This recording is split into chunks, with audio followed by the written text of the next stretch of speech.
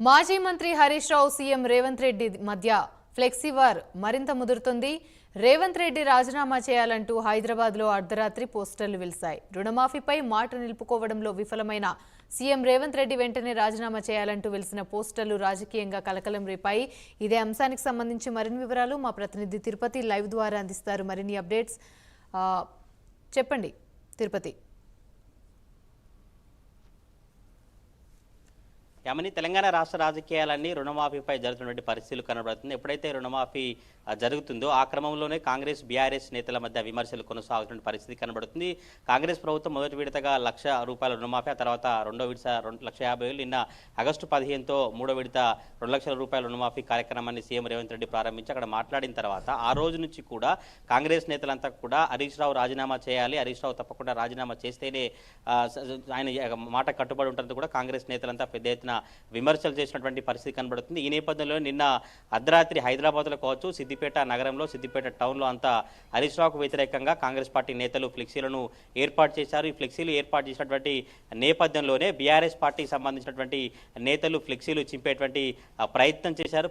ఫ్లెక్సీలు చింపేసిన తర్వాత కొంత రగడ జరిగిన పరిస్థితి కనబడుతుంది. హైదరాబాద్ నగరంలో కాంగ్రెస్ నేత మైనంపల్లి హనుమంతరావు పేరిట హరీష్ రావుకు వ్యతిరేకంగా ఫ్లెక్సీలు ఏర్పాటు చేసినటువంటి పరిస్థితి. ఈ నేపథ్యంలోనే రాష్ట్ర రాజకీయాలలో ఒకసారిగా ఫ్లెక్సీ వార్ కొనసాగుతూ సిద్దిపేటలో కావచ్చు, హైదరాబాదు పరిసర ప్రాంతాలలో అంతా కాంగ్రెస్ పార్టీ బీఆర్ఎస్ పార్టీ నేతల మధ్య మాటల యుద్ధం కొనసాగినటువంటి పరిస్థితులు కనబడింది. మొదటి నుంచి కూడా సిద్దిపేట ఎమ్మెల్యే హరీష్ రావు కాంగ్రెస్ పార్టీ రుణమాఫీపై కూడా ఒక ప్రెస్ నోట్ విడుదల చేయడం కావచ్చు, తప్పకుండా రుణమాఫీ కనుక చేస్తే రుణమాఫీకి సంబంధించి మొత్తం అనుకున్న మాట ప్రకారం రుణమాఫీ ₹2,00,000 రుణమాఫీ కావచ్చు, ఇటు కాంగ్రెస్ పార్టీ ఇచ్చినటువంటి 6 గ్యారెంటీలు కనుక అమలు అయితే తప్పకుండా రాజీనామా చేస్తాను, రాజకీయాల్లో మళ్ళీ పోటీ చేయడమా, రాజకీయాల్లో మళ్ళీ ఉండడం అంటూ సిద్దిపేట ఎమ్మెల్యే పదవికి రాజీనామా చేస్తామని హరీష్ రావు చెప్పినటువంటి నేపథ్యంలోనే మొదటి నుంచి కూడా కాంగ్రెస్ పార్టీ నేతలు తప్పకుండా సీఎం రేవంత్ రెడ్డి రుణమాఫీ జరుగుతుంది, రాజీనామాకు సిద్ధంగా ఉండు అంటూ కూడా సోషల్ మీడియాలో కావచ్చు కొంత ఫ్లెక్సీలు ఏర్పాటు చేసినటువంటి పరిస్థితులు అయితే కనబడుతుంది. ఎప్పుడైతే ఈ 3 విడతలుగా రుణమాఫీ ప్రక్రియ జరిగిందో అప్పటి నుంచి కూడా కొంత ఈ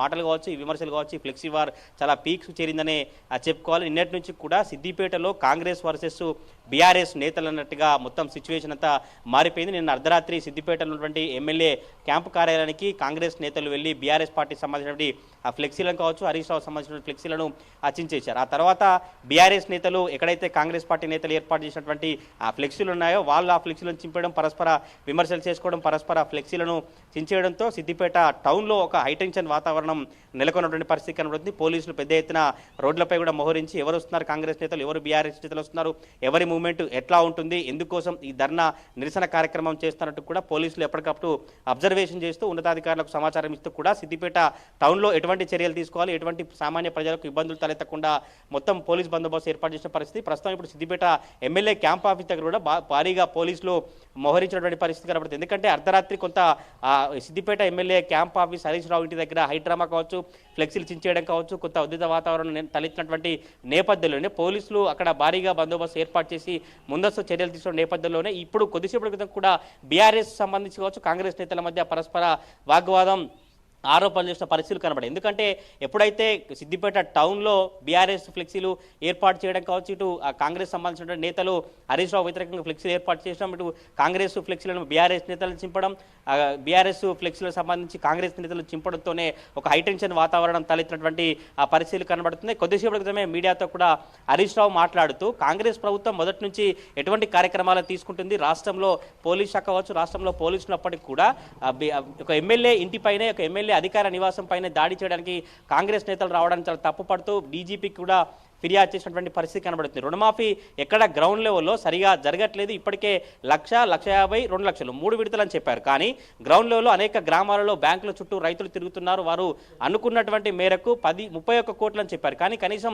17,000 కోట్ల వరకు మాత్రమే రుణమాఫీ ప్రక్రియ జరిగింది. మిగతా కోట్లు ఎడిపోయా, మిగతా ఎందుకు రుణమాఫీ చేయలేదంటూ కూడా హరీష్ రావు కావచ్చు, బీఆర్ఎస్ సంబంధించిన నేతలు, కాంగ్రెస్ పార్టీ సంబంధించి కావచ్చు, సీఎం రేవంత్ రెడ్డిని మొదటి నుంచి కూడా విమర్శించినటువంటి తీరు కనబడతా ఉంది. ఈ నేపథ్యంలోనే తెలంగాణ రాష్ట్ర రాజకీయాలలో రుణమాఫీపై మొత్తం రాజకీయం కొనసాగుతున్న నేపథ్యంలోనే కాంగ్రెస్ నేతలంతా కూడా హరీష్ రావు తప్పకుండా రాజీనామా చేయాలి, హరీష్ రావు మాట తప్పద్దు అంటూ కూడా చెప్తున్న పరిస్థితి కనబడుతుంది. బీఆర్ఎస్ నేతలు మాత్రం హరీష్ రావు 2,00,000 రుణమాఫీతో పాటు కాంగ్రెస్ ఇచ్చినటువంటి 6 గ్యారంటీలు అమలు చేస్తేనే నేను రాజీనామా చేస్తానని మా నేత చెప్పారని బీఆర్ఎస్ నేతలు చెప్తారు. స్పీకర్ కూడా అప్పుడు రాజీనామా లేఖకు సంబంధించి ఇచ్చినప్పటికీ కూడా అందులో ఆరు గ్యారెంటీలు కావచ్చు, 2 లక్షల రుణమాఫీ సంబంధించిన అంశాలను పేర్కొన్నాం. కాంగ్రెస్ ప్రభుత్వం మొదటి నుంచి రైతులను మోసం చేస్తుంది, రుణమాఫీ ఎప్పుడు సక్సెస్ కాలేదు అంటూ బీఆర్ఎస్ నేతలు చెప్పినటువంటి పరిస్థితి కనబడుతుంది. మరి చూడాలి హరీష్ రావు ఎపిసోడ్ కావచ్చు, కాంగ్రెస్ నేతల ఫ్లెక్సీలు కావచ్చు, మొత్తం సిద్దిపేటలో ఎటువంటి దారి తీస్తుంది, తెలంగాణ రాష్ట్ర రాజకీయాల్లో ఇంకా ఎటువంటి పరిణామాలు తలెత్తుతాయో చూడాలి. యామిని.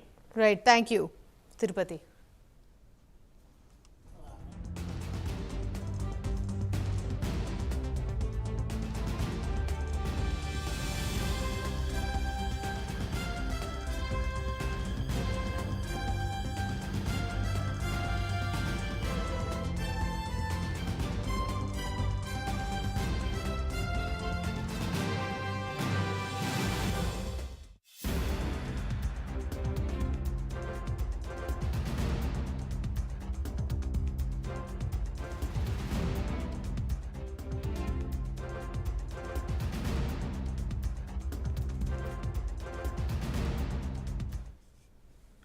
రైట్, ఇక చూసాం.